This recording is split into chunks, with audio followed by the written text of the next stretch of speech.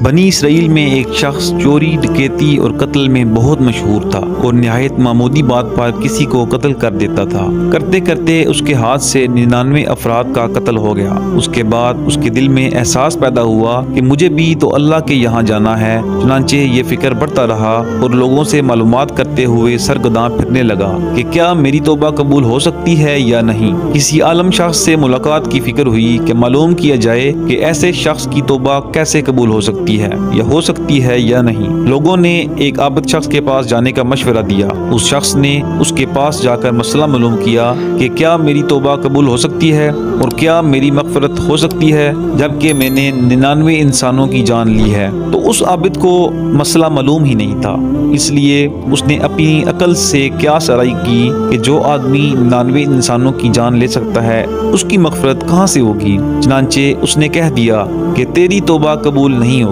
اس بات پر پھر اس شخص کو غصہ آیا اور اس نے غصے اور جلال میں آ کر اس کو بھی قتل کر کے 100 قتل پورے کر دیے کہ جب میری توبہ قبول نہیں ہوگی تو لاؤ تجھے بھی قتل کر دیتا ہوں۔ اس طرح اس نے 100 انسانوں کا قتل کر دیا، مگر اس کے دل میں تردد باقی رہا کہ میری مغفرت کی کوئی شکل ضرور ہوگی۔ اس لیے اس نے لوگوں سے پھر معلومات کا سلسلہ جاری کر دیا کہ روح زمین میں سب سے بڑا عالم کون ہے، اس سے جا کر معلوم کروں گا، وہی صحیح مسئلہ بتا سکتا ہے۔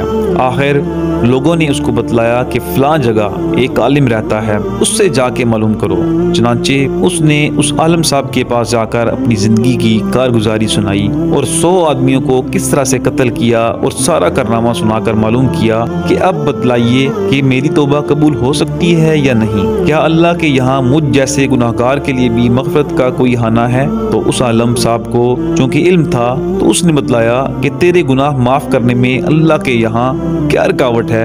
اللہ کی رحمت کا سمندر تجھ جیسے گناہگاروں کے گناہوں سے بہت بڑا اور بہت وسیع ہے۔ چنانچہ اس عالم صاحب نے مشورہ دیا کہ تم فلاں جگہ سفر کر کے جاؤ، وہاں کچھ اللہ کے بندے رہتے ہیں اور ان کا مشغلہ صرف اللہ کی عبادت ہے۔ ان کے ساتھ مل کر اللہ کی عبادت کرو اور نادم ہو کر سچے دل سے اپنے گناہوں کی معافی مانگو، انشاءاللہ تمہاری توبہ قبول ہوگی۔ جب اس شخص نے آدھا راستہ طے کر لیا تو ملک الموت آ گئے اور اس کی موت ہو گئی۔ اب اس کی روح لے جانے کا مسئلہ کھڑا ہوا، کیونکہ آسمانوں سے رحمت کے فرشتے بھی آئے اور عذاب کے فرشتے بھی۔ رحمت کے فرشتے نے کہا کہ اس کی روح لے جانے کا حق ہم کو ہے، اس لیے کہ یہ سچے دل سے تائب ہو کر عبادت کے لیے جا رہا ہے۔ اور عذاب کے فرشتے کہنے لگے اس کی روح لے جانے کا حق ہم کو ہے، اس لیے کہ اس شخص نے کبھی کوئی نیک کام نہیں کیا، پوری زندگی معصیت میں گنوا دی۔ اسی دوران آسمانوں سے آدمی کی شکل میں ایک فرشتہ آیا۔ بعض روایت سے معلوم ہوتا ہے کہ یہ آنے والا فرشتہ حضرت جبرائیل علیہ السلام تھے۔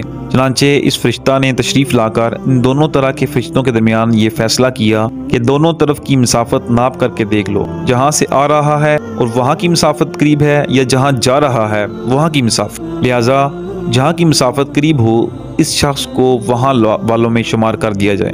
چنانچہ دونوں طرف کی زمین ناپ کر دیکھی گئی تو جہاں جا رہا تھا وہاں کی مسافت جہاں سے آ رہا تھا اس کے مقابل میں صرف ایک بالشت قریب تھی۔ چنانچہ فیصلہ ہوا کہ مقام معصیت سے مقام عبادت صرف ایک بالشت قریب ہے، اس لیے رحمت کے فرشتوں کو اس کی روح لے جانے کا حق ہوگا۔ چنانچہ اللہ کی طرف سے اس کی مغفرت کا اعلان ہو گیا۔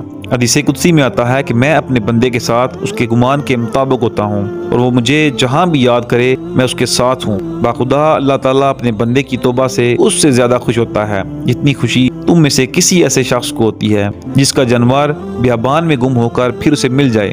اور جو شخص ایک بالشت میری طرف آتا ہے میں ایک ہاتھ اس کے قریب ہو جاتا ہوں، اور جو شخص ایک ہاتھ میرے قریب ہوتا ہے میں اس کے قریب ایک با یعنی پھیلائے ہوئے دونوں ہاتھوں کے درمیان کی مسافت کے قریب ہو جاتا ہوں، اور جب وہ میری طرف چل کر آتا ہے تو میں اس کی طرف دوڑ کر آتا ہوں۔ اس سے معلوم ہوتا ہے کہ انسان جب بھی سچے دل کے ساتھ توبہ کرے گا تو اللہ تعالیٰ ضرور قبول فرمائیں گے انشاءاللہ۔ یہ واقعہ خصوصاً ان حضرات کے لیے حوصلہ افزائی اور معاونت کا سبب ہے جو کہ بڑے بڑے گناہ کر کے اب مایوسی کی زندگی گزار رہے ہیں، کیونکہ شیطان انہیں مایوس کرتا ہے۔ بہرحال گناہگاروں کو شیطان کی باتوں میں آ کر مایوس نہیں ہونا چاہیے، بلکہ اللہ کی رحمت سے اچھی امید کر کے سچی توبہ کے ذریعے اپنے آپ کو پاک صاف کر لینا چاہیے۔ اللہ تعالیٰ ہم سب کو عمل کرنے کی توفیق عطا فرمائے، آمین یا رب العالمین۔